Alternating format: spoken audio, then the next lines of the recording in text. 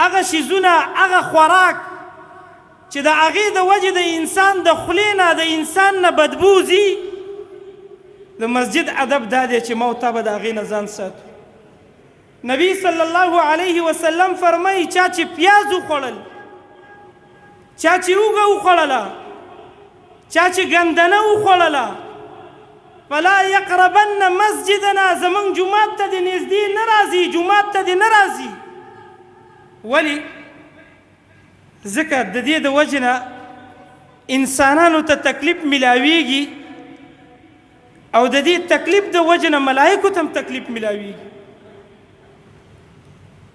ملائک د الله سبحانه وتعالی نورانی مخلوق دی، د بدبو د وجې نه ملائکو ته تکلیف میلاویږي. نبی صلی الله علیه وسلم په یو بل حدیث کې داسې فرمایي وليقعد بیته، که اوږه دې وخوړله، پیاز دې وخوړل، په کور کې کښېنه، جومات ته مه راځه. ولې؟ ځکه د دې د وجې نه انسانانو ته تکلیف میلاویږي. دغه شانتې زما محترمو د دې نه به ځان ساتو چې د ما نه خو بدبو نه ځي، د خولې نه خو بدبو نه ځي. پیاز او اوږه دا حلال شیزونه دي، حرام نه دي. ګورې ما او تا یې استعمالو، خو نبی صلی الله علیه وسلم د دې وجې نه موږ منع کړي چې پیاز سړی وخوري د خولې نه یې بدبو ځي، نو د بدبو د وجې نه خلکو ته تکلیف میلاویږي. په یو حدیث کې داسې راځي نبی صلی الله علیه وسلم د صحابه کرامو سره ناست و، اوتیه بقدر، یو لوښی نبی صلی الله علیه وسلم ته راوړلی شو، او فیه خضروات، په هغه لوښي کې څه سبزیانې پرتې وي، سلات وغیره پکې پراته وو. نبی صلی الله علیه وسلم تپوس وکړو په دې لوښو کې څه دي؟ صحابه کرامو ورته وویلې په دې کې دا پلانکۍ پلانکۍ سبزي ده.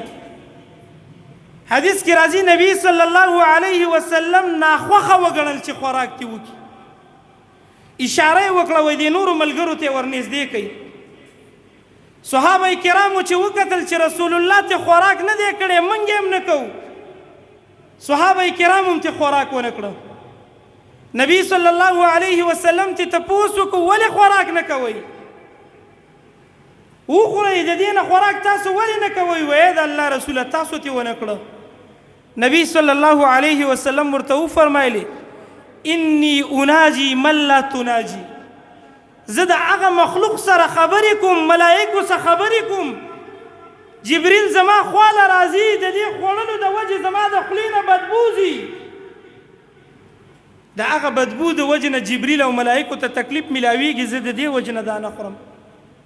تاسو یې وخورئ، تاسو خو د ملایکو سره خبرې نه کوئ. عمر فاروق رضی الله تعالی عنہ په باره کې راځي، د یو ورځې خطبه کوله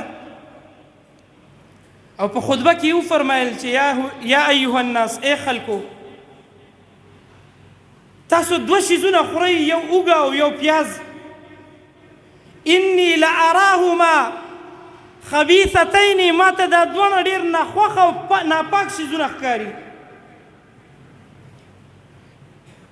زه دا ناخوښه ګڼم، دا اوږه او پیاز.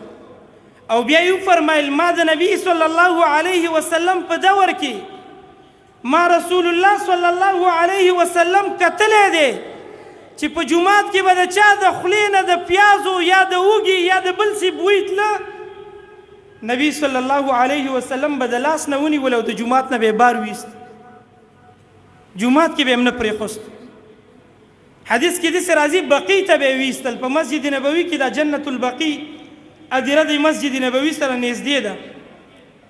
نبی صلی الله علیه وسلم دا بدبوی په جومات کې دومره ناخوښه ګڼله چې د جومات په اخرنۍ حصه کې به یې هم نه پرېښوسته، جنت البقي ته به یې ایستل، بقي ته به یې وباسل.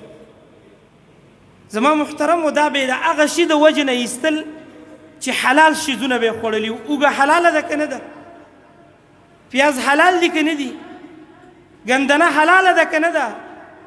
څه مو خیال دی د هغه خلکو په باره کې چې هغه نسوار او سرګټ وکړي او د خولې نه یې بدبو روانه او دا جومات ته راشي چې نبی صلی الله علیه وسلم د حلال خوړلو د وجې د حلال خوراک د وجې د خولې نه د بدبو راوستلو او د راوتلو په وجه به انسان بار د جومات نه ایستل چې د حرام په وجه د انسان د خولې نه بدبو راوځي دا به څومره د جومات بې ادبي او بې حرمتي نه کوي